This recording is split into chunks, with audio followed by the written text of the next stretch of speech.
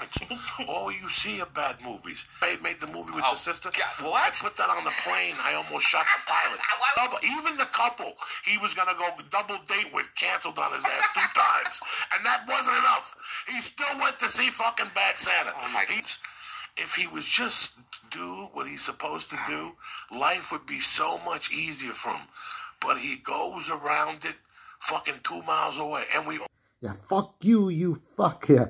That clip was roasting Lee about his sci-fi, or about his movie choices. That's a great, that's the one I can remember the most. So that and The Simpsons. Joey Diaz is turning 60 tomorrow. Why do I admire him as some of my favorite people to listen to? Joey doesn't care about the politics. Joey doesn't care about the video games. He doesn't play video games. I mean, he'll play, what is it, Find a Dead Body in the River, or what is it, Buck Buck, where you jump someone.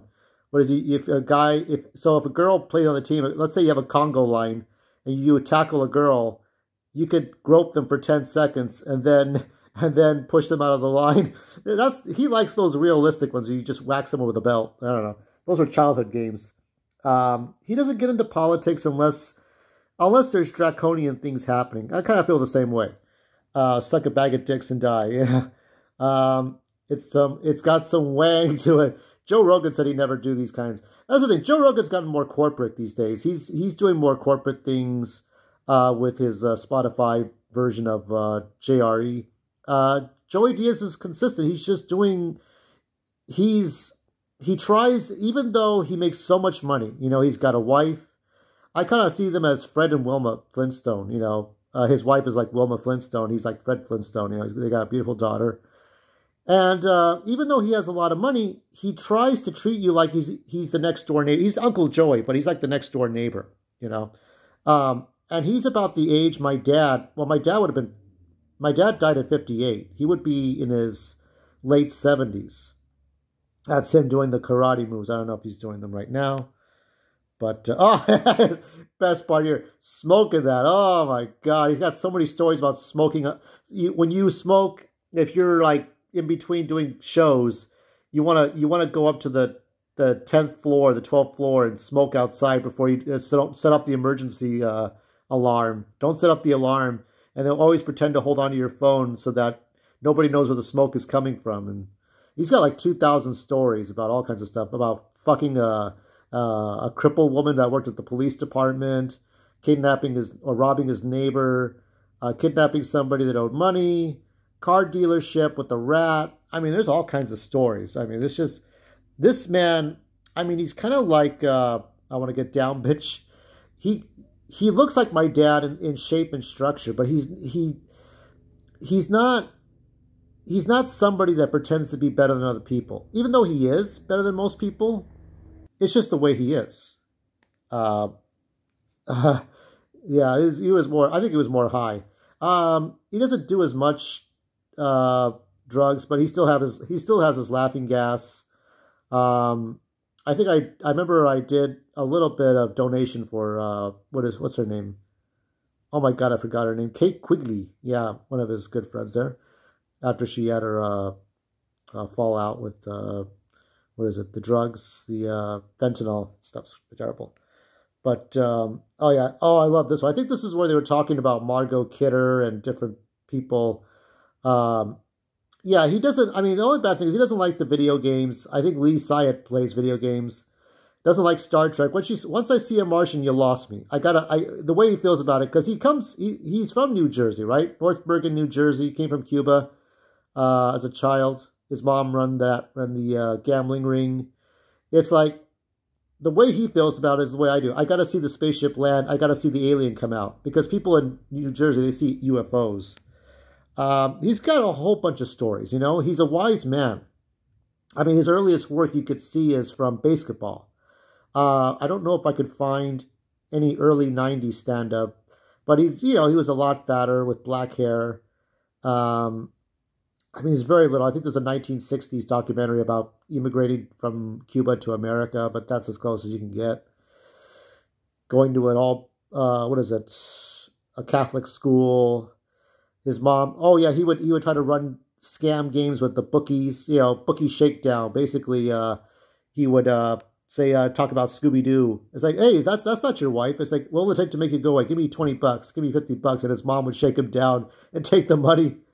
And, you know, his mom would correct him. And, you know, when he was trying to dismiss her, it's like, you know, you call before you go out late. And then his mom passed away. He never knew his dad. I think he has a siblings. His sister I remember his sister had died, or the call came in that his sister had died right in the middle of one of his, the joint, not the church, but the joint. He talked about why he made the move to go back to New Jersey. There he is talking to people. I remember he got upset at Alex Jones over Michael Jackson. There he is doing some kicks. He still does some of this stuff. And the reason why is because he likes to live vicariously through other people, see how young people think and act.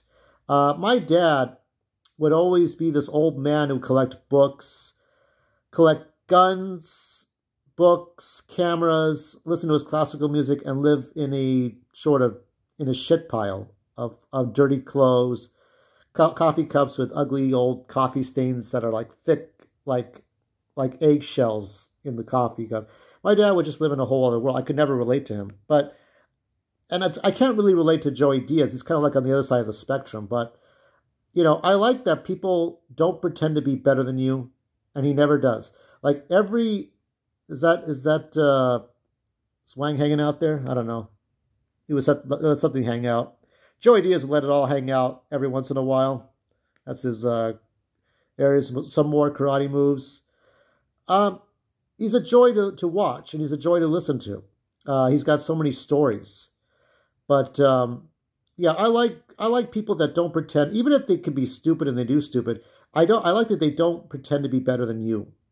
And even though he never pretends. He's still a human being that, you know, some of it was luck, and a lot of it was. I mean, he could have been in jail forever. He could have been dead, but he got remarried, and his life is content now. He's happy where he is.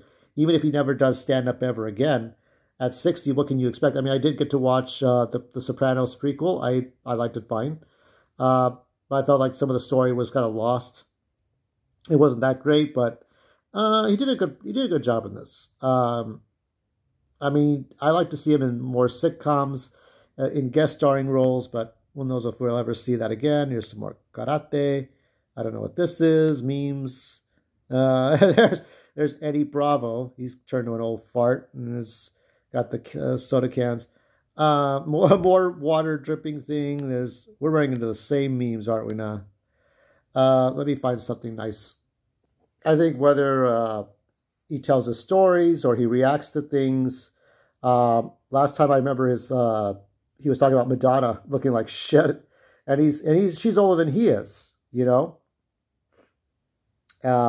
She's 64. He's going to turn 60. And he was talking about when you get to a certain age, there's certain things you can't do anymore. There's certain things you just don't do. Now, there was a woman that was an acrobat, the world's oldest acrobat. She might have passed away, but maybe 10 years ago, she was 100 years old when she was doing her last, you know, balancing act, putting her legs over her head. And she could do that at 100. The things we do that were cool and fast, you know, when we were 16, when we were 15 or 16, we would always jump up 2 or 3 feet in the air to reach the highest branch, right? We would act like dumbasses. And now we just don't really care about that. Like at 45, I'm turning 45 in 3 or 4 months. I don't care about that. All I care about is just connecting to people. And the way he approaches things in his podcast is the way I try to approach things. I want you to feel like you're at home with me. I don't want you to feel like you're watching a commercial, you're watching a show, even though he does like, you know, like I said, like even though he has money, he is lucky to be where he is. And he never forgets where he came from. And he's still a human being. He tells you he loves you because you never know what happens the next day. We could all die. A meteor could strike us at any moment. You know, even though he sells products, it's like, it never seems to interfere with the flow of what he does. He is talking with you and not talking at you, not talking down to you, not condescending. To be fair, I know Esther Koo was one of his guests, but Esther Koo was shilling that damn Bitcoin. Ugh, the Bitcoin. You know how all that turned out. Anyway, that's all I'm going to say. I'm out. Happy birthday.